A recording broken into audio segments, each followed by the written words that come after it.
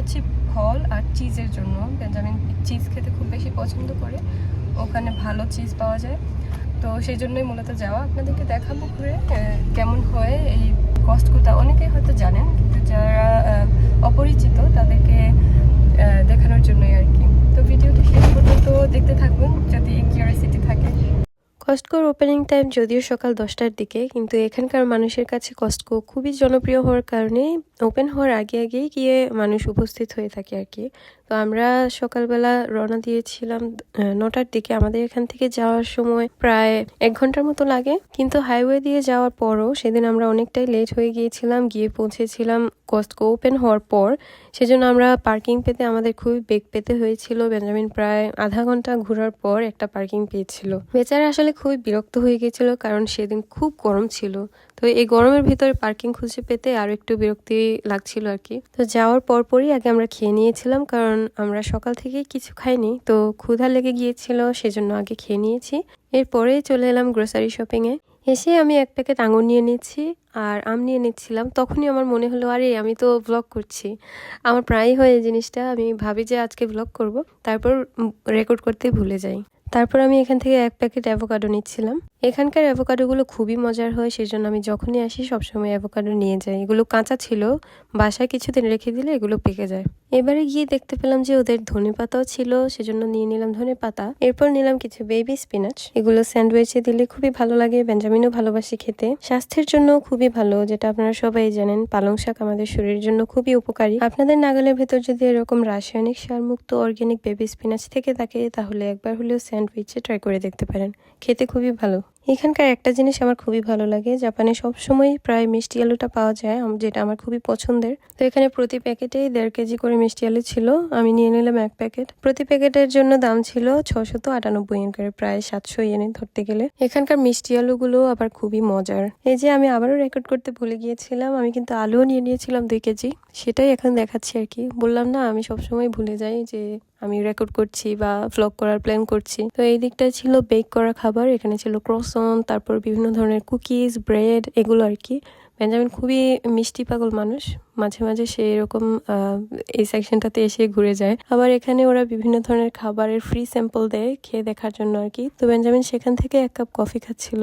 জাপানে সাধারণত কেকের দোকানগুলোতে কেকের দাম অনেক বেশি হয়ে থাকে, কিন্তু এখানে কস্টকোতে দেখলাম যে খুবই কম দামে এখানে ওরা কেক বিক্রি করছে। আবার সামনে ফাদার্স ডে আসছিল, তো ওরা এখানে দেখলাম যে ফাদার্স ডে এর জন্য কেক বিক্রি করছিল। আরো একটা জিনিস সুবিধার হয়েছে যে আপনারা যদি কেক অর্ডার করতে চান কোনো একটা স্পেশাল দিনের জন্য, আপনারা ওদের সাথে কন্ট্যাক্ট করে ওদের কাছে ডিজাইন পাঠিয়ে দিতে পারবেন, ওরা আপনাকে আপনার কেক তৈরি করে দিবে। তো এখন আমি চলে এলাম চিজ সেকশনে, যেটার জন্যই আমাদের মূলত আসা। জাপানিজ সুপার মার্কেট গুলোতেও আসলে চিজ পাওয়া যায়, তবে তেমন একটা ভালো না, বা খুবই স্মল পোর্শনে পাওয়া যায়, কিন্তু খুব এক্সপেন্সিভ হয়ে থাকে। এখানে আবার খুব বড় পোর্শনেও পাওয়া যায়, আবার দাম অনুযায়ী ঠিকও থাকে আর কি। তো আমি এখান থেকে নিয়ে নিলাম 1 বক্স ফেটা চিজ। এটা বেক করে খেতে খুবই ভালো লাগে, আমরা দুজনেই খুব পছন্দ করি। টমেটো তারপর অনিয়ন্স দিয়ে খুবই মজার। আপনাদের সাথে আমি একদিন ভিডিও করে শেয়ার করবো আর কি, কিভাবে এটা রান্না করি আর কি, এই ফেটা চিজটা আমি কিভাবে বেক করি, ভালো লাগে খেতে। এরপর নিয়ে নিয়েছি আমি একটা ব্রি চিজ, আর এখন নিয়ে নিচ্ছি মোৎজারেলা চিজ। এগুলো স্যান্ডউইচে দিয়ে খেতে বেঞ্জামিন পছন্দ করে।